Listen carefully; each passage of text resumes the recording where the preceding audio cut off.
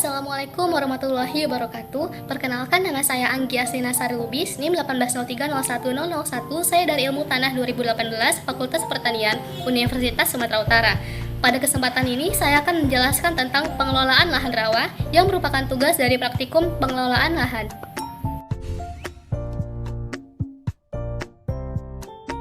Pertama, saya akan menjelaskan tentang pengertian lahan rawa. Menurut Subagio tahun 1997, lahan rawa adalah lahan yang sepanjang tahun atau selama waktu yang panjang dalam setahun selalu jenuh air atau tergenang air dangkal. Luas lahan rawa di Indonesia mencapai lebih kurang 34,93 juta hektar yang tersebar di beberapa tempat, yaitu di Sumatera, Jawa, Sulawesi, Maluku dan Maluku Utara, Kalimantan, dan Papua. Data ini saya dapatkan dari Balai Besar Sumber Daya Lahan Pertanian tahun 2014. Berdasarkan pengaruh air pasang surut, khususnya sewaktu pasang besar di musim hujan, bagian daerah aliran sungai di bagian bawah dibagi menjadi 3 zona. Zona pertama yaitu wilayah rawa pasang surut air asin atau payau yang terdapat di bagian daratan yang bersambungan dengan laut, dengan pengaruh pasang surut air asin atau laut yang masih sangat kuat. Zona 2 yaitu wilayah pasang surut air tawar yang merupakan wilayah rawa berikutnya ke arah hulu sungai. Wilayahnya masih termasuk daerah aliran sungai bagian bawah, namun posisinya lebih dalam ke arah daratan atau ke arah hulu sungai. Zona yang ketiga yaitu wilayah rawa lebah atau rawanan pasang surut. Wilayahnya terletak lebih jauh lagi ke arah pedalaman dan dimulai di wilayah di mana pengaruh pasang surut sudah tidak ada lagi. Oleh karena itu, zona ini disebut zona rawa non pasang surut. Selanjutnya, saya akan menjelaskan mengenai jenis-jenis rawa. Yang pertama yaitu rawa pasang surut. Lahan pasang surut merupakan suatu lahan yang terletak pada sekitar pantai yang ditandai dengan adanya pengaruh langsung limpasan air dari pasang surutnya air laut ataupun hanya berpengaruh pada permukaan air tanah. Yang kedua yaitu lahan rawa sulfat masam. Lahan sulfat masam merupakan lahan dataran rendah dengan topografi datar sehingga pada periode tertentu dapat tergenang atau kering. Sering dapat ditemui di daerah pesisir atau sungai-sungai besar yang dipengaruhi oleh pasang surut air laut. Menurut NUR tahun 2004, tanah sulfat masam merupakan endapan marin yang mempunyai salah satu dari ciri-ciri berikut: mengandung bahan sulfidik atau pirit, memiliki horizon sulfurik, terdapat bercak jarosit, dan mengandung bahan penetral berupa karbonat atau basa tukar lainnya. Yang ketiga yaitu lahan rawa gambut. Lahan gambut adalah lahan yang memiliki lapisan tanah kaya bahan organik dengan ketebalan 50 cm atau lebih.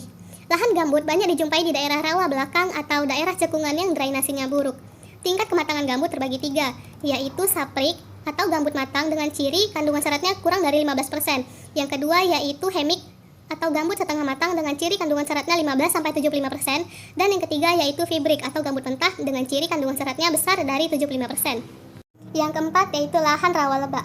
Lahan rawa lebah adalah lahan yang rejim airnya dipengaruhi oleh hujan, baik yang turun setempat maupun di daerah sekitarnya.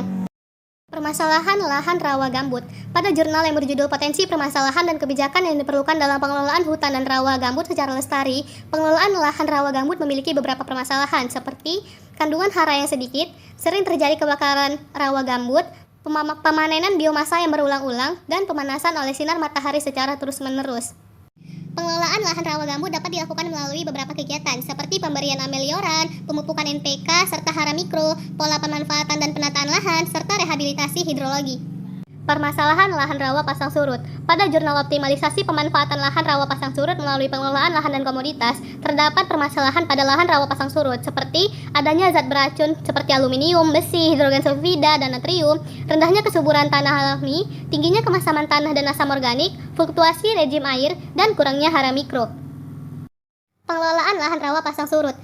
Pengelolaan lahan rawa pasang surut dapat dilakukan melalui beberapa kegiatan seperti penataan lahan, pengelolaan air, ameliorasi dan pemupukan, serta pemilihan komoditas tanaman yang adaptif. Permasalahan lahan rawa sulfat masam. Pada jurnal kajian profitas lahan sulfat masam Sumatera Selatan, dalam pengelolaan lahan rawa memiliki beberapa permasalahan seperti kemasaman tanah dan air akibat oksidasi dari pirit, penurunan status hara akibat pencucian, dan keracunan besi. Pengelolaan lahan rawa sulfat masam dapat dilakukan melalui pengelolaan air yang menggunakan jaringan tata air mikro dan makro, penataan lahan, ameliorasi, dan pemupukan menggunakan kaptan dan rok fosfat, serta penggunaan varietas yang adaptif. Permasalahan lahan rawa lebah. Pada jurnal penerapan teknologi pengelolaan air di rawa lebah sebagai usaha peningkatan indeks tanam di Kabupaten Muara Enim, pengelolaan lahan rawa lebah memiliki beberapa permasalahan seperti pH rendah, kesuburan tanah rendah, genangan air yang melimpah yang tidak dapat diprediksi karena musim.